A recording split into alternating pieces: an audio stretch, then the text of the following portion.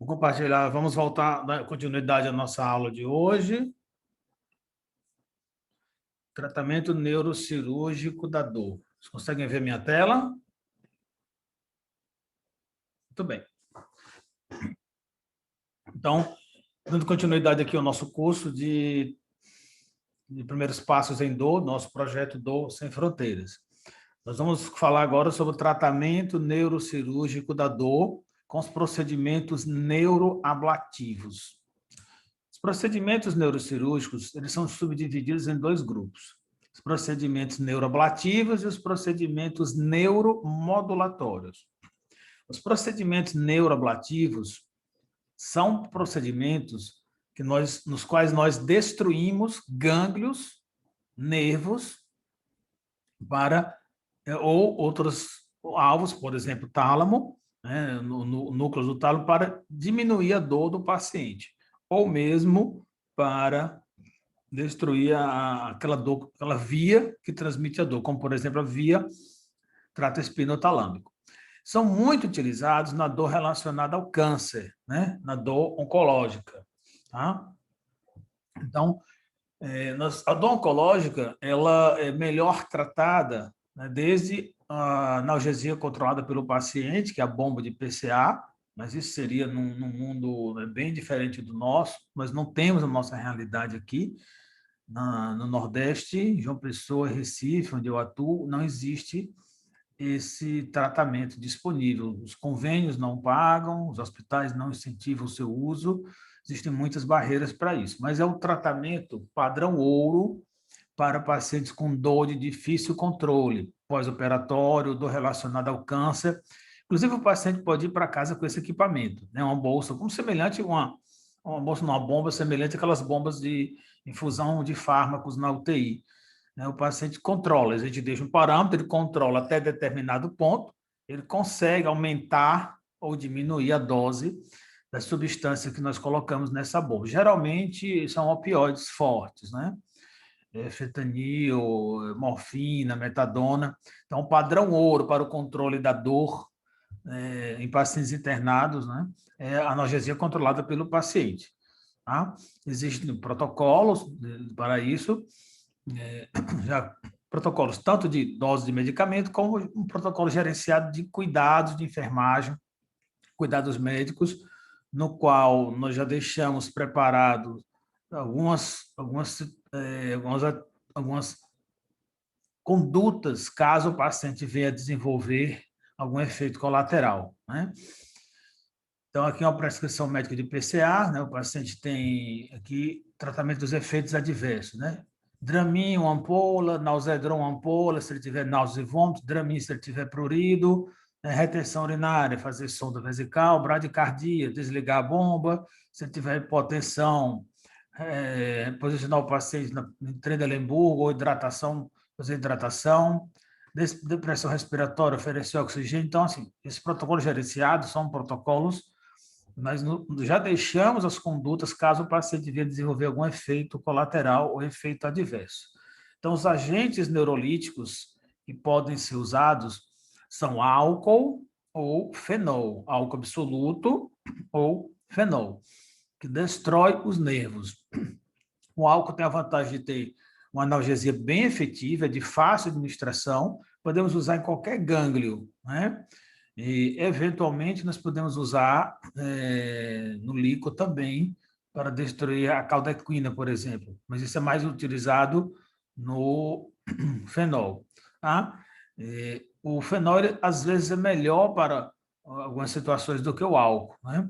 Porque o fenol ele tem alguma dificuldade de administração, a injeção é mais lenta, tem que ter alguns especiais. Aqui na região onde eu atuo, João Pessoa e Recife, nós não fazemos isso, raramente. Os hospitais de câncer, os hospitais oncológicos não têm essa rotina de tratamento de agentes, tratamentos percutâneos para dor. Um ou outro tem equipe de dor, né, que está começando ainda. Assim, eu costumo dizer, em relação ao Centro de Ofício da Formação, o Grupo de Dor da USP, nós aqui estamos há alguns anos-luz atrás desses grandes centros. por uma questão cultural, né? Que não tem a cultura de tratar a dor nos pacientes. Existe um total desprezo, total negação pela dor que os pacientes têm. Não existe a menor preocupação dos gestores de criar um serviço de dor, de montar, de facilitar isso, né? Por isso que nós estamos fazendo uma ação desse tipo de educação continuada, Dor Sem Fronteiras, esses cursos de dor, e para estimular cada vez mais, né, as novas gerações de médicos, de profissionais da área de saúde, a entenderem melhor esse fenômeno da dor e nos ajudarem a dar uma melhor assistência a esses pacientes. As simpatectomias, elas são exemplos de procedimentos neuroablativos que podem ser feitos. Aqui tem um exemplo, a destruição do plexo celíaco, por exemplo, num paciente com câncer de cabeça de pâncreas, ou câncer de pâncreas, pode ser feito por via endoscópica ou pode ser feito por via percutânea, né? Então, são pacientes geralmente com câncer inoperável, né, tratamento paliativo, mas que têm uma sobrevida razoável, geralmente acima de 6 meses, são as indicações, né? Existem fórmulas, existem meios pelos quais os oncologistas conseguem predizer mais ou menos uma expectativa de vida para cada paciente. Então, os procedimentos neuroablativos são indicados para pacientes com dor relacionada ao câncer que têm pelo menos 3 meses de sobrevida. Mas não é uma coisa impeditiva, que você pode fazer a qualquer momento se o paciente tiver acesso ao cirurgião ou ao especialista em dor que possa fazer isso. São procedimentos que podem ser feitos tanto por um neurocirurgião como por um anestesista especialista em dor, com experiência em intervenção.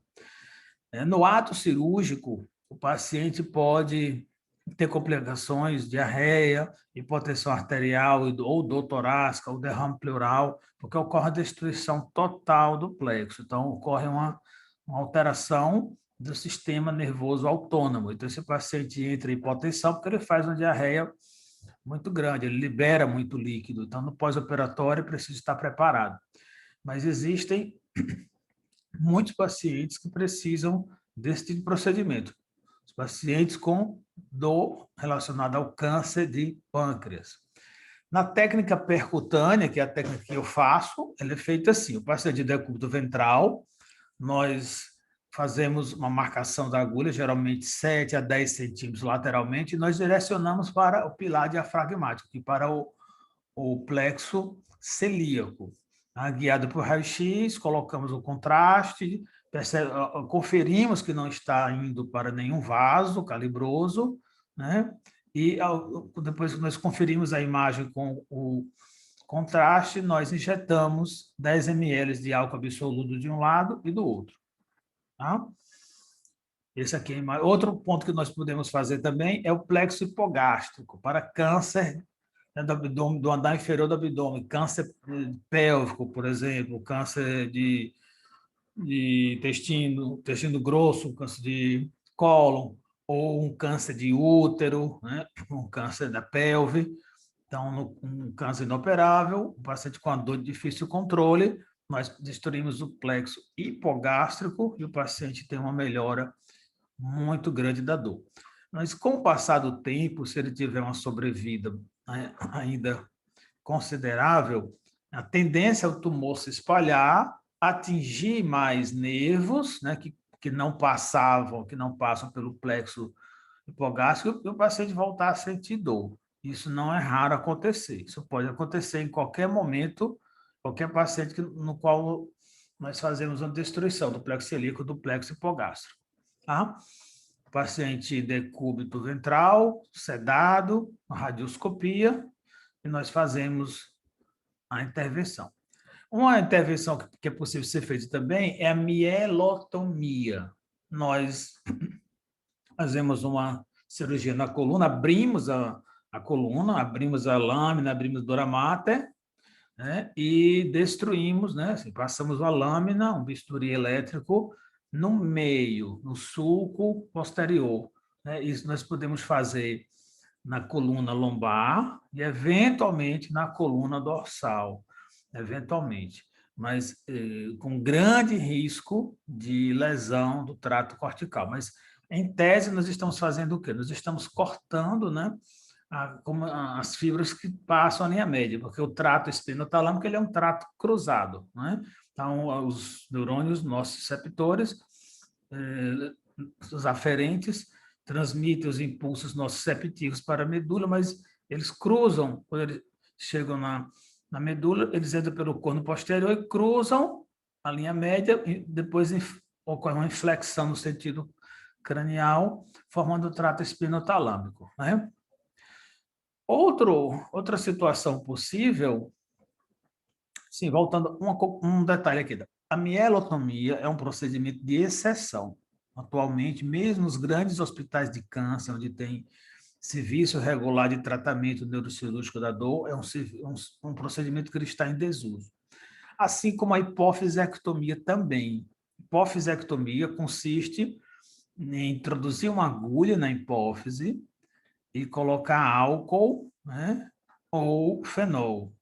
Destrói a hipófise do paciente, né? É indicado para pacientes que têm um câncer disseminado, um câncer com um câncer que produz muito hormônio, por exemplo, um câncer originário nos testículos, na próstata, um câncer de útero, né? Então, paciente com câncer disseminado, metástases múltiplas, dor de difícil controle, a hipofisectomia ela pode ser feita, né, como uma medida, assim, uma última alternativa para a dor daquele paciente. Agora, vai ter sérios efeitos, né, colaterais, porque destrói a hipófise, então precisa ser bem planejado para não piorar muito a situação do paciente.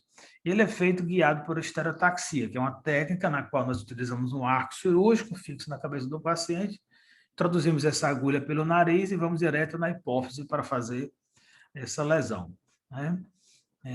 Muito, assim, é um procedimento muito invasivo, né? Procedimento de exceção, tá?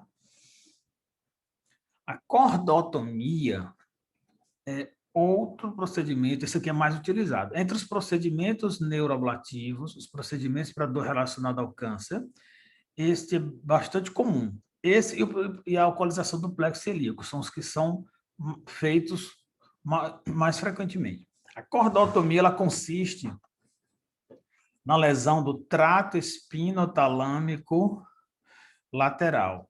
Faz-se uma punção cervical, né, e atingimos o trato espinotalâmico lateral, né, através dessa agulha, né, e com isso nós conseguimos fazer a lesão. Como que a gente faz isso? Existem várias formas. Existe a forma guiada por escopia e raio-x, o raio-x e o contraste. Nós conseguimos saber porque o contraste ele fica repousando sobre o ligamento denteado. E nós introduzimos a agulha de lesão naquele ponto, fazemos o estímulo, conseguimos estimular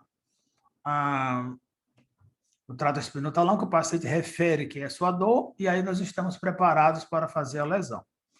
Outra técnica é a punção de outra agulha paralela com a microcâmera. Estão fazendo a punção da medula sob visão direta. Aumenta a precisão, né? E, consequentemente, o resultado mais satisfatório para o paciente, né? Quando eu estava na USP, essa técnica estava sendo desenvolvida, né? Eu tive a sorte de participar do desenvolvimento dessa técnica guiada por endoscopia. Mas, em resumo, nós destruímos o trato espinotalâmico lateral. Qual é a indicação da cordotomia? A cordotomia, a indicação é para um paciente com um câncer unilateral, por exemplo, um câncer no fêmur, um câncer no quadril, um câncer até na caixa torácica do lado direito, né? É possível fazer. Nós fazemos no contralateral. Né? Se for um câncer de cabeça e pescoço, a cordotomia não está indicada. Nós precisamos fazer num outro segmento, mais acima. Mas é para câncer unilateral. É um procedimento que é feito em pacientes que têm uma sobrevida de pelo menos 1 ano e meio. Né? Menos de 1 ano e meio, mais de 1 ano e meio, não compensa fazer a cordotomia, porque não vai ser muito deletério para o paciente, porque o tumor vai crescer, vai procurar outras vias, o paciente pode ter uma dor por desaferentação, é a principal complicação da cordotomia. Tá? Então, resumindo, a cordotomia é para um paciente que tem uma dor oncológica unilateral, pode ser desde o pé até o gradil costal. É eficaz, passa a dor na hora, no ato cirúrgico, o paciente muitas vezes reduz 90% das medicações que ele vinha usando antes. Outro procedimento neuroablativo muito comum que nós fazemos é a dresotomia, a lesão da zona de entrada da raiz dorsal, ou também chamada de tratotomia de Lissauer do corno posterior da medula espinhal. Vou explicar para vocês. Tá? Qual é a indicação do DRES? A indicação principal, o melhor resultado, paciente com dor neuropática por avulsão de plexo braquial ou plexopatia actínica. Paciente que tem, por exemplo, uma plexopatia pós-radiação para câncer de mama. A gente desenvolveu uma plexopatia pós-radiação, nós chamamos de plexopatia actínica, ou dor relacionada ao câncer, dor no membro fantasma, seringomielia, são situações que nós podemos indicar ao DRES, mas a melhor indicação é dor por avulsão de plexo braquial. Tá? O que significa isso? Paciente, por exemplo, aquele paciente que sofreu uma queda de moto, o plexo sofreu um estiramento, as raízes posteriores foram danificadas, foram arrancadas, nós chamamos de avulsão do plexo, ele fica com a dor por desaferentação, ou seja, não há mais contato, conexão dos aferentes, dos nervos periféricos, com os neurônios de segunda ordem da medula. Então, a gente faz uma neurocirurgia, abre a medula do paciente, abre a coluna, abre a dura mata, identifica esses pontos aqui onde não tem mais a raiz e sai fazendo uma lesão. Estão percebendo aqui a ponta da agulha? Ela entra 2 milímetros aqui no sulco intermédio lateral. 2 milímetros. Essa agulha ligada a esse aparelho de radiofrequência a 80 graus por 15 segundos em cada ponto. E nós fazemos um ponto a cada 2 milímetros. Então, isso é feito sob microscopia. Veja esse paciente aqui. Ó. Nós fazemos a cirurgia, programando a cirurgia, a laminectomia, vamos abrir a dura mata. Então, a visão com o microscópio, a visão intraoperatória é essa. Então, nós vamos seguir aqui essa linha onde não tem mais as raízes. Né? É uma cirurgia muito delicada, né? Só quem faz, é claro, é neurocirurgião, né? E tem que ter muito cuidado para não introduzir muito essa agulha, porque senão podemos atingir o trato córtico espinhal, o paciente sair com hemiparesia. Mas quando bem indicada e bem feita, a dor do paciente some na hora, né? Então, é uma cirurgia muito boa para esse tipo de dor. Claro, pode voltar depois, existe uma parcela que volta a sentir dor depois, mas é um procedimento dos mais gratificantes que nós fazemos para dor. É a dresotomia e a cordotomia. Some a dor do paciente. E aqui é o pós-operatório, né? Com pontos intradérmicos. Lá na USP, onde eu fiz o meu meu treinamento em dor, nós tínhamos que fazer a sutura dessa forma. O chefe não aceitava a sutura habitual. Outro procedimento muito comum são procedimentos para a neuralgia do trigêmeo. A neuralgia do trigêmeo é aquela dor no território do trigêmeo, pode ser em V1, V2, V3, aquela dor em choque, lancinante, relacionada geralmente a um ponto gatilho, uma trigger zone, né, e que não melhora, quando não melhora com tratamento medicamentoso, tem indicação de fazer procedimentos neurocirúrgicos. Existem 4 tipos de procedimentos que podem ser feitos. O procedimento mais eficaz é a descompressão neurovascular, porque a fisiopatologia dessa dor, da neuralgia do trigêmeo, são descargas ectópicas, né, geradas no nervo trigêmeo, na transição entre a bainha de mielina central e a bainha de mielina periférica. Essa é a fisiopatologia mais aceita, que seria provocada por um vaso anômalo, maior do que o normal, né, a paica, por exemplo, ou a AICA, né, e estaria essa pulsação contínua, frequente, em cima desse nervo, dessa transição entre a barrinha de mielina central e periférica, ela provocaria, em algum momento da vida do paciente, geralmente acima de 50 anos, provocaria essa dor, que é de difícil controle.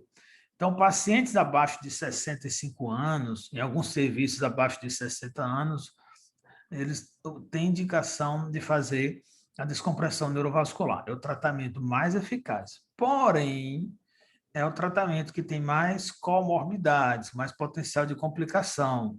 Por quê? Porque é uma neurocirurgia, a gente abre aqui a fossa posterior, aqui é uma visão intraoperatória, aqui o nervo trigêmeo, aqui o vaso, né? E a gente afasta o vaso do nervo e coloca uma prótese, um pedaço de prótese de aorta, coloca um material especial lá afastando, né, a artéria do nervo. Isso dá um resultado muito eficaz no paciente. Aqui é o resultado do pós-operatório. Veja onde é que nós fazemos a cirurgia. Então, existe o risco de fístula licórica, existe o risco de infecção, existe o risco de danificar outros nervos durante a cirurgia. Existem, né, os riscos envolvidos, né? Muitos pacientes não querem submeter esse procedimento. Eu, particularmente, eu prefiro tentar procedimentos percutâneos antes do procedimento de descompressão neurovascular, né, por questões de treinamento. Né? A técnica que eu tenho mais expertise são as técnicas percutâneas. As técnicas percutâneas são três principais, né? Todas feitas pela punção desse forame oval. Então, nós podemos fazer a alcoolização, colocar, glicerol, destrói o nervo, né, nos casos de dor relacionada ao câncer. Nós podemos fazer a compressão por balão, coloca-se um balão de Fogarty, compressão nesse segmento aqui, por 1 minuto, isso melhora, né, os disparos neuronais, os disparos de potenciais de ação e melhora a dor do paciente. E tem a radiofrequência, também é por o mesmo forame, mas nós utilizamos um eletrodo especial, no qual, ligado no equipamento, né, de geração de temperatura, 80 graus, nós fazemos uma lesão também por 1 minuto. Então, isso destrói parte dos neurônios do gânglio de Gasser e trata a dor do paciente. Então, a punção é feita assim.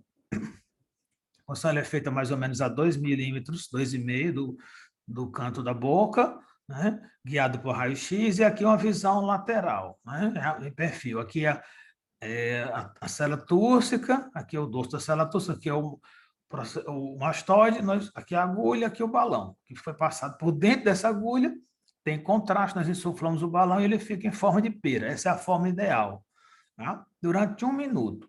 Isso é o suficiente para resolver a maioria das situações. Então, a resposta aqui, a melhor é 85% em 4 anos. Pode voltar depois? Pode. Não existe nenhum tratamento curativo da dor. Apesar de nós fazermos essas intervenções, as lesões, nenhum tratamento é definitivamente curativo. Sempre existe a possibilidade da dor voltar. Nos casos de dor relacionada ao câncer, nós, no segmento crânioencefálico, nós utilizamos a radiofrequência do trigêmeo, que é o melhor tratamento para dor relacionada ao câncer. Por quê? Porque a gente destrói as células, destrói um pouco o gânglio de Gasser. Também podemos fazer a nucleotratotomia do trigêmeo. Quando os procedimentos feitos do gânglio de Gasser não melhoram, ou quando a dor volta, o paciente passou um tempo livre de dor, depois a dor volta de forte intensidade, e a gente já fez tudo que poderia fazer no gânglio de Gasser, então nós vamos avançar, nós vamos fazer no núcleo do trato espinhal do trigêmeo, né, que é aqui mais embaixo, na transição entre a medula e a ponte, né, e o bulbo, desculpa. Então, isso é mais difícil, né? A somatotopia, ela é diferente da somatotopia do gânglio de Gasser, ela é em casca de cebola. No gânglio de Gasser, ela é em V1, V2, V3, né?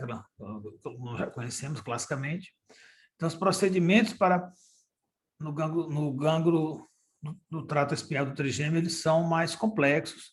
Geralmente são feitos com técnicas de de estereotaxia. Esse paciente, ele era um piloto de avião, da região norte. Esse caso eu fiz quando eu estava na USP. Ele teve que cortar o cabelo, porque ele não aguentava a dor. Essa dor foi relacionada a uma neuralgia pós-herpética. Ele desenvolveu a lodínia, que é a dor desencadeada por um toque, pelo tato. Ele não conseguia nem ter cabelo, porque o cabelo, o toque do cabelo, ele desencadeava a dor. Era terrível para ele. Ele parou de pilotar, ele parou de trabalhar, porque ele tinha que usar aquele capacete, tinha que usar aquele fone, ele não conseguia. Então, a vida dele estava parada por conta dessa dor. E foi planejado uma nucleotrateotomia do trigêmeo, porque ele já tinha feito todos os procedimentos possíveis no gânglio de Garcia, não tinha tido melhora. Então, aqui no centro cirúrgico, a gente coloca esse arco, esses complementos, faz um cálculo matemático, faz um estudo de imagem, uma fusão de imagem de tomografia com ressonância, identifica o alvo, milimetricamente introduz a agulha para fazer a lesão. E o resultado no pós-operatório é esse resultado aqui, extraordinário. O paciente ficou apenas com um pontinho aqui que ele sentia lodínia, o resto aqui ele ficou bem. Então, é um procedimento que tem um resultado realmente fantástico quando bem indicado e bem realizado. Outro procedimento que pode ser feito é a talamotomia, nos núcleos sensitivos do tálamo, que pode ser feito também para dor, para tremor essencial. O que muda é o alvo. No caso de Parkinson e tremor, nós fazemos no rim. No caso de dor, nós fazemos em outros gânglios, outros alvos. Então, o paciente faz acordado para ele poder colaborar, nós identificamos o alvo, nós fazemos todo um cálculo matemático, software de fusão de imagens, uma precisão muito rigorosa. Conseguimos identificar o alvo, elicitamos a dor do paciente e programamos a lesão, a destruição. Tá?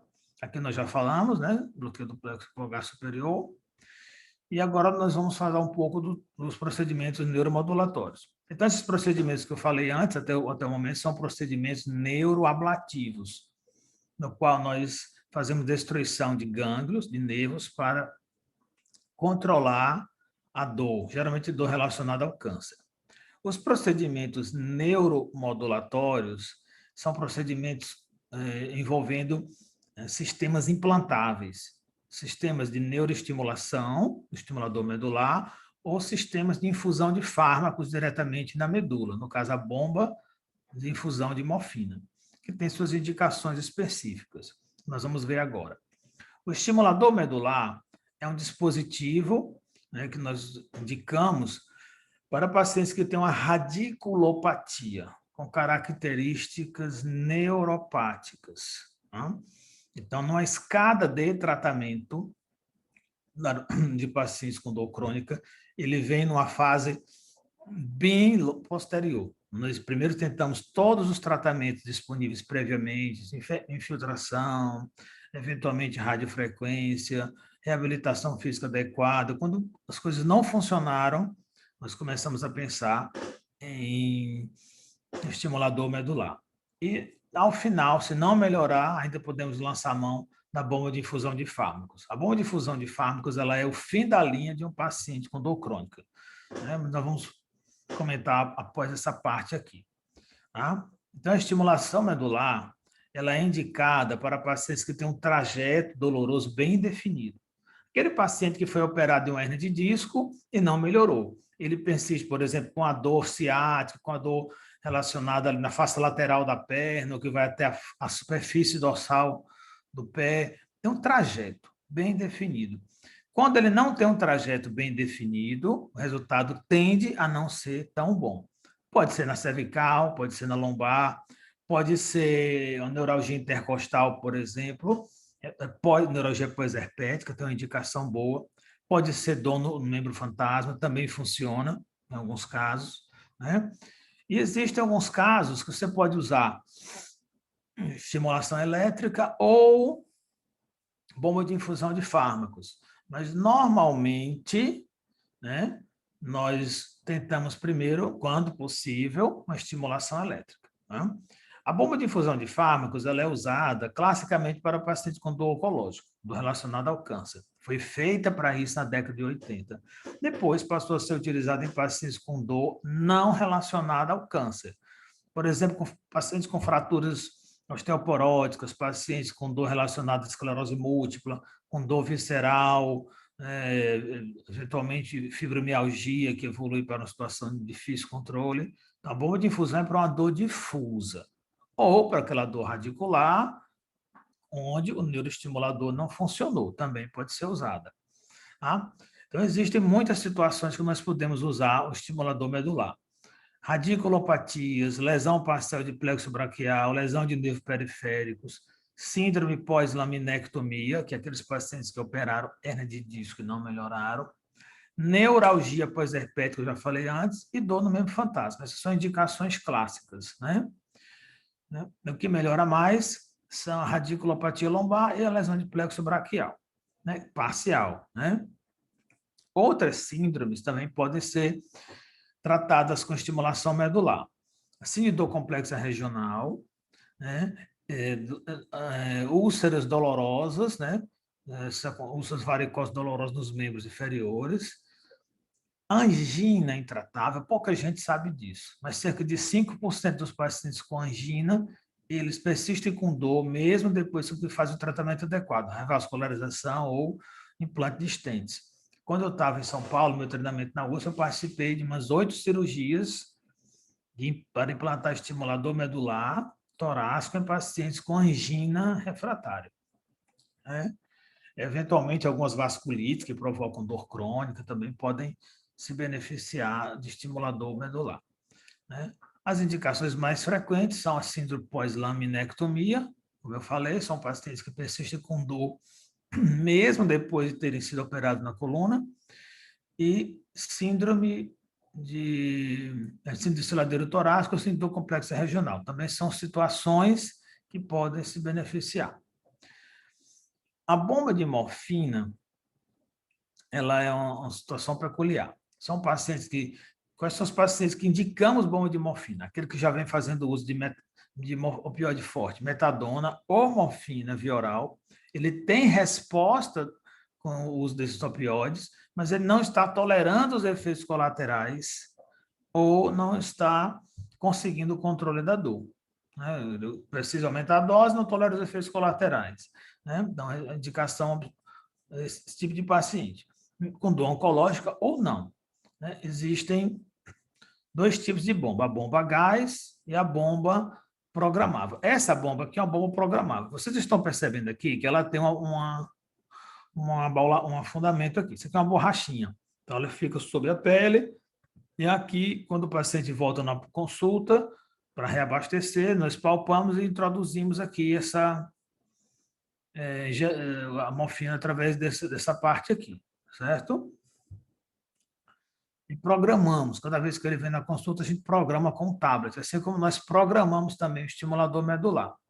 Né? O estimulador medular, a gente consegue fazer essas programações, consegue direcionar o estímulo para essa área que está escura aqui, para um lado, para um outro, para os dois, para as 2 pernas, para um lado só. Então, nós conseguimos fazer isso, assim, vários parâmetros, vários programas de estímulo, porque eles têm muitos eletrodos e nós conseguimos fazer isso eletronicamente. Tá? Existem vários modelinhos, os mais antigos aos mais modernos. Existem estimuladores medulares cilíndricos, existem estimuladores medulares assim, de forma em palheta, de forma mais achatada. Esses cilíndricos, eles são implantáveis pelos anestesistas, que fazem intervenção em dor. Esses mais chatos aqui, em palheta, eles só podem ser implantados, obviamente, por um cirurgião, neurocirurgião ou ortopedista. Ele é implantado onde? Ele é implantado sobre, né, a epidural, entre a dura mata e o osso. E cada contato metálico desse pode ser ativado, 1, 2, 3, 4, com várias programações possíveis. Esses são os tipos existentes, né, no mercado atualmente. Boston, Medtronic ou Sanjude. São os 3 fabricantes mundiais desses dispositivos, com seus respectivos modelos. Os que têm mais contatos, eles tendem a ser mais eficazes, assim, porque nós conseguimos fazer programações melhores. Então, o princípio é simples. né? É gerado um campo elétrico, esse campo elétrico ele atinge a medula, atinge os neurônios presentes no corno posterior da medula, provocando uma neuromodulação, modificando o funcionamento desses neurônios, que estão com sensibilização central, eles estão hiperativados, eles têm diminuição do limiar, eles têm aumento da expressão de canais iônicos, ou seja, todas aquelas alterações, né, fisiopatológicas nos estados de dor crônica. Então, existe aqui, essa imagem, ela mostra quando nós colocamos um eletrodo cilíndrico. Essa outra imagem aqui mostra quando nós colocamos 2 eletrodos cilíndricos, ou então um palheta que tem 2 colunas de eletrodos, né? Ou podemos colocar também um eletrodo que tenha 3 fileiras de eletrodos, né? De contatos, né? Então, aqui só para vocês entenderem. Esse eletrodo aqui, que a gente coloca um eletrodo, ele estimula 360 graus. Então, aqui tem mais efeitos colaterais, porque ele estimula o que está aqui em cima, que é o ligamento amarelo. Então, dá um desconforto para o paciente. Tende o paciente não gostar. E também tem um detalhe, ele desloca com facilidade. É frequente o paciente voltar para o centro cirúrgico, para o hospital, para submeter a outra cirurgia para reposicionar o eletrodo. Eu prefiro esses de 3 polos, assim, 2 polos, esse de palheta. Aqui, apesar da imagem estar mostrando que ele estimula para cima, ele não estimula, só estimula para baixo. Então, não tem o estímulo do ligamento amarelo. Então, ele é mais tolerável para o paciente. E hoje em dia, existem modelos, existe tecnologia de estimulador medular, na qual o paciente não sente o estímulo. Então, qual é o racionale, né? O racionale é o paciente, a gente programa aquele estímulo para a área que o paciente refere dor. E é como se enganasse o cérebro. Troca aquela sensação de dor que o paciente sente por uma sensação de parestesia, de formigamento mais leve. E o paciente consegue melhorar muito sua qualidade de vida. Aqui mostrando, né, os modelos mais recentes de compensação de movimento dinâmico. Como se fosse o iPhone, que ele consegue saber se está deitado, se está em cima, se está em pé. Então, ele vai entregando o estímulo ao paciente de acordo com sua necessidade. Se ele está deitado, ele não precisa de muito estímulo. Se ele está em pé, pode ser que precise de mais estímulo. Se ele está deitado de bruços ou de dorso, comprime o estimulador contra a medula, aumenta o estímulo, gerando desconforto, ele diminui o estímulo. Então, ele é todo ajustável, ele é autoajustável de acordo com a posição do paciente. Pode estimular mais na linha média, pode estimular mais lateral. Então, esses pontos coloridos aqui mostram para onde nós devemos direcionar o estímulo de acordo com os resultados que nós queremos. Se o paciente tem a dor é mais na lombar, então vou estimular mais no meio. Aqui, se a dor é mais na perna, então esses são os pontinhos azuis. Se a dor nas costelas, enfim. Então, existem muitas formas, muitas programações possíveis. E aqui a visão dele na medula. Ele fica assim, eu consigo ativar o ponto positivo, o polo positivo, negativo, né, de cada um deles, gerando, né, o estímulo naquela área que eu preciso entregar uma corrente elétrica ao paciente. O mecanismo exato não se sabe, né, o funcionamento, porque ele persiste funcionando, assim, o efeito dele persiste muitas horas depois que você desliga o eletrodo, por exemplo. Então, é um efeito modulatório sobre os neurônios. Existe uma forma também que é o burst, estimulador em forma de burst, na qual entrega, né, burst, descargas rápidas, como se fosse a radiofrequência pulsátil. E o paciente não sente o estímulo. Ele melhora, ele não sente aquele formigamento na perna, porque tem paciente que se incomoda. A cirurgia ela é feita, né, passando por uma fase de teste. A gente implanta o estimulador, o paciente fica com uma bateria externa durante 3 dias e ele vai nos dizer se aquilo alivia sua dor, se ele vai ficar confortável com aquele estímulo, né? Se ele ficar confortável com aquele estímulo, se ele aliviar a sua dor, a gente avança e implanta a bateria, né? Então, o eletrodo é implantado acima, uma cirurgia pequena, uma mini laminectomia. Se for na região lombar entre T8 e T10, a gente tira a lâmina de T11, Se for na região cervical, entre C5 e C6, ou mais baixo, dependendo de onde nós queremos estimular. Esse caso é um caso que a gente fez para mialgia parestésica, que é uma dor assim, na face lateral da coxa, provocada por uma compressão ou uma neurite do nervo cutâneo lateral da coxa. Essa paciente tinha isso há 9 anos. Nós implantamos o estimulador e ela passou a usar roupas, né, que ela não usava antes, calça comprida, calça jeans. Antes ela usava só vestidões folgados e ela deixou de tomar os medicamentos que ela tomava, várias drogas por dia. Isso já faz uns 7 anos que ela implantou e está muito bem. Né? Esse caso é um colega, né, médico, ele autorizou a divulgar essa imagem, ele implantou o estimulador medular, ele tem uma lesão medular por uma arma de fogo, é uma lesão parcial, ele ficou com a dor neuropática. Né? Ele foi encaminhado para a gente, depois que uma parente dele, uma cunhada, assistiu minha aula na graduação, e ela descobriu que tinha esse tratamento e indicou para a situação dele. Mas fazia 4 anos que ele estava assim. Ele teve uma melhora de 80%, né? Tem dias que ele ainda refere dores em choque e agora ele está tentando outro procedimento, né, que é implante da bomba de morfina. Ou seja, ele melhorou parcialmente com o estimulador medular, mas está precisando de mais analgesia. E agora, para isso, nós vamos fazer o implante da bomba de infusão de fármacos. Então, o estimulador medular ele é indicado para pacientes com radiculopatia, com o trajeto da dor bem definido, né? Radiculopatia neuropática, aquela dor já tentou tudo. A dor neuropática, aquela dor em choque, que você não sabe quando vem a próxima crise, queimação, incapacitante.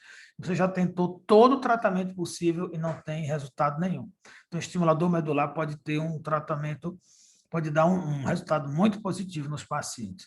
A bomba de infusão de fármacos, ela é uma alternativa a mais, né, para os nossos pacientes, principalmente naqueles pacientes que têm dor relacionada ao câncer, uma dor difusa, múltiplas metástases, e que não são candidatos a procedimentos pontuais, a procedimentos neuroablativos. Ela foi feita para pacientes com dor relacionada ao câncer. Entretanto, no final da década de 80 para cá, passou a ser usada em dor não relacionada ao câncer, para pacientes que usam opioides fortes, morfina e metadona, precisam de doses elevadas, mas não está sendo mais eficaz, ou não tolera os efeitos colaterais. Então, a gente indica a bomba de infusão de fármacos. Repetindo aquele slide que eu mostrei antes, as indicações, dor difusa, dor relacionada ao câncer, pode ser um paciente fibromialgico, pode ser um paciente com lúpus, pode ser um paciente com outra doença sistêmica não relacionada ao câncer, que tenha evoluído para o uso de opioides fortes. Tá? Veja essas mensagens. Essas mensagens eram de pacientes que mandavam para mim, não tinha WhatsApp na época, era mensagem de SMS, quando eu estava cuidando desse ambulatório de bomba de morfina, na USP, quando eu fazia meu treinamento em dor. Então, são pacientes que estão assim desesperados, com dor de dificílimo controle. Entretanto, não é para a gente deixar o paciente chegar nesse ponto, porque pacientes com doses muito altas, paciente já com o emocional destroçado por conta do quadro de dor prolongada, muitos anos, esses pacientes podem não ter uma resposta tão boa na bomba de morfina. Né? Então, por que a gente faz o implante da bomba, né, e entrega o fármaco diretamente no compartimento intratecal? Porque existe abundância de receptores na medula, a gente aplica próximo ao receptor, evita efeito de segunda passagem. A dose que nós fazemos na bomba, ela é 100 vezes menor do que a dose via oral. Então, nós conseguiremos um melhor controle da dor com o mínimo de efeitos colaterais. Então, tem um efeito analgésico, maior efetividade. E nós podemos usar várias drogas, não apenas a morfina. Então, a principal indicação é do relacionada ao câncer, mas também pode ser usada, como eu falei, em outras situações de dor crônica. Nós podemos usar morfina, metadona, podemos usar baclofeno para pacientes que têm espasticidade, nós podemos usar clonidina, anestésicos locais. O que nós mais usamos é morfina e anestésico e metadona. Baclofeno usamos mais para espasticidade. Quais são os modelos de bomba? a bomba Secor, a bomba a gás e a bomba automática Sincromed. Essa bomba Secor é uma bomba que é manipulável. O paciente fazia a dose, ele apertava o botãozinho e ele se injetava. E alguns pacientes evoluíram com overdose, tiveram complicações, saiu do mercado. A bomba automática, essa bomba programável, ela é muito boa. Geralmente é a primeira bomba que nós colocamos no paciente, porque ela tem um sistema de telemetria, nós conseguimos controlar, aumentar a dose, diminuir cada vez que o paciente volta em consulta. Então, é um tratamento versátil, ajustável, muito bom. Essa bomba a gás, ela é geralmente a segunda bomba que nós colocamos no paciente. Essa bomba sincromédia, ela tem uma duração de 7, 9 anos, mais ou menos. Alguns pacientes dura menos, 5 anos. Então, a segunda bomba, com 5 anos de uso, o paciente já está com a dose estável. Eu posso usar uma bomba a gás, que ela fica aí uns 20 anos no paciente ou mais. Qual a diferença da bomba a gás? É que ela não é ajustável, ela não tem controle por telemetria. Eu consigo, né, deixar naquela dose. Se o paciente precisar de uma dose maior, ele tem que voltar a internar, eu colocar a droga numa outra concentração, né? E assim eu vou melhorando a dor dele. Então, ele não é tão versátil quanto a bomba automática. Mas tem muita gente que usa ainda. Principalmente depois que o paciente já tem uma dose estável e a primeira bomba já falhou, né? Então, a bomba ela tem a vantagem, porque a administração rotineira do medicamento, né, a liberação controlada, ela diminui o consumo de analgésico, ela diminui aquela dor incidental que o paciente sente, ela deixa o paciente mais estável, mais controlado, né, com limiar de analgesia muito bom, proporcionando uma qualidade de vida, né, e permitindo que esse paciente se reabilite. Esse é o objetivo. Todas essas intervenções em dor que nós fazemos são pontos, né, de intervenção na dor, né? Pontos na linha de tratamento, né? Que não pode terminar, né? Então, existe sempre a preocupação se o paciente é adicto, se não é adicto. Né? Alguns pacientes têm vício, 2 a 5%, alguns pacientes têm abuso, alguns pacientes têm um comportamento aberrante. Então, esses pacientes precisam ser identificados antes de implantar um dispositivo tão delicado, porque quando a gente faz o implante, é praticamente um casamento. Nenhum outro colega gosta de manipular, de acompanhar esses pacientes. Os pacientes nos procuram com muita frequência, né? Existe a possibilidade desse dispositivo parar de funcionar, infecção, reoperações. Então, é um procedimento que pode ser muito bom para o paciente, mas também pode ter complicações sérias, né? E o paciente volta a procurar a gente com muita frequência. Mas, no geral, quando o paciente é bem selecionado, nós precisamos identificar se ele não tem nenhuma comorbidade psiquiátrica grave, como é o psicológico desse paciente, para a gente fechar, né, a conduta numa bomba de infusão de fármacos. Precisamos descartar tudo isso, descartar vício, abuso, comportamento aberrante, entender o contexto, né, biopsicossocial desse paciente e indicar. Não é para aquele paciente que está no fim da linha, já está com doses elevadíssimas de morfina via oral, já tem complicações do uso crônico de opioides, né? É aquele paciente que está, digamos, no meio do caminho ainda, que ainda tem, é, ainda precisaria aumentar muita dose. Se você deixar para colocar naquele paciente no fim da linha, depois de vários tratamentos frustrados, né, vai ser difícil ele aderir, ele vai requerer uma dose maior na bomba, vai voltar com mais frequência. Então, existem muitas complicações, né, muitos detalhes a serem analisados antes de implantar a bomba de morfina. E ela é feita também em 2 estágios, como eu vou explicar. Tem a fase de teste. Esses são os fármacos mais utilizados. Na prática, nós usamos muita morfina, a metadona. Tramadol também pode ser usado, os anestésicos locais, tá? Então, o implante ele é feito assim. Tem uma fase de teste, o paciente fica internado com catéter durante 3 dias. Um catéter peridural. E a gente faz 2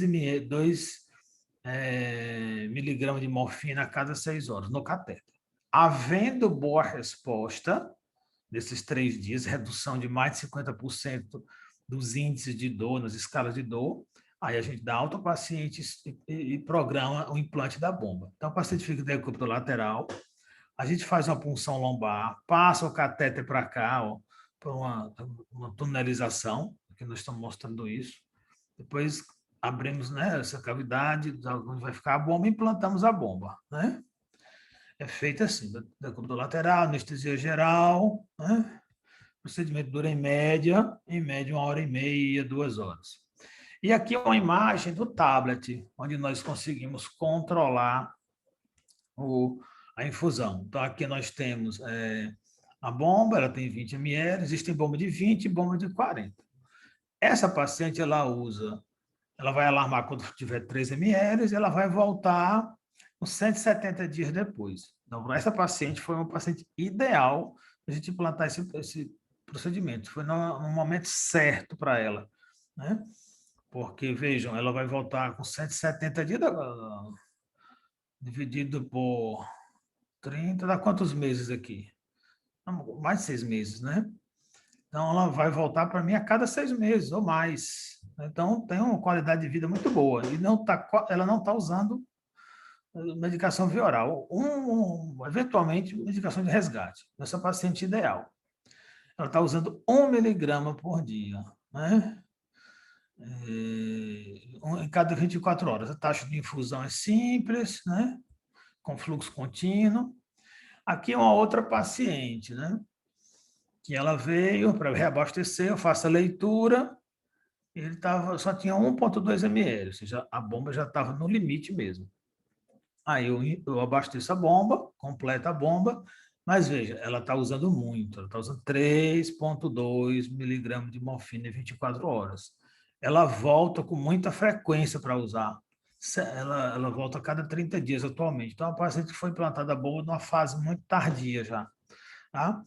Então, esses são os procedimentos neuromodulatórios, o estimulador medular, a bomba de morfina, vocês saberem que existem, saberem opinar quando o paciente perguntar, né, saberem falar um pouco das indicações para ele, ajudarem os seus pacientes a tomar a decisão, né, de implantar.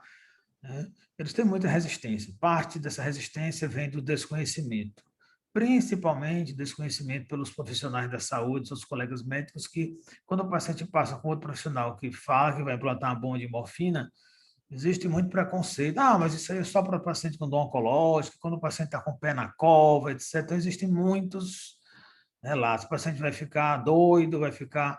Isso, tem pacientes que precisam disso. Então, as 2 pacientes, elas se internam mais de 10 vezes por ano e ainda não conseguiram destravar essa barreira de avançar para colocar a bomba por conta de crenças dessas palavras inadequadas que ela ouviu de profissionais, de outras pessoas. Então, é um procedimento que pode beneficiar muito nossos pacientes, mas ainda está envolvido em muitos preconceitos. Existem destaques, né, lá no meu Instagram, que é @Dr. Newton Magalhães, destaques onde a gente tem mais informações sobre o estimulador medular, sobre a bomba de morfina, com pacientes reais, assim, no meu dia a dia, que eu abasteço, com o objetivo apenas de divulgar esses tratamentos, né? Lembrando que a dor é inevitável, né?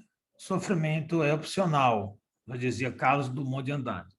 Aqui ficamos finalizando mais essa etapa, né? Esse curso do Sem Fronteiras, primeiro curso de extensão, primeiros passos em dor. E agora eu vou abrir para perguntas, tirar dúvidas. Quem quer tirar dúvidas?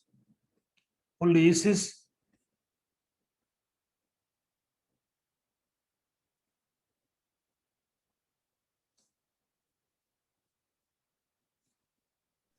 Não, doutor Newton. Não. Não. E remédios? Alguma dúvida?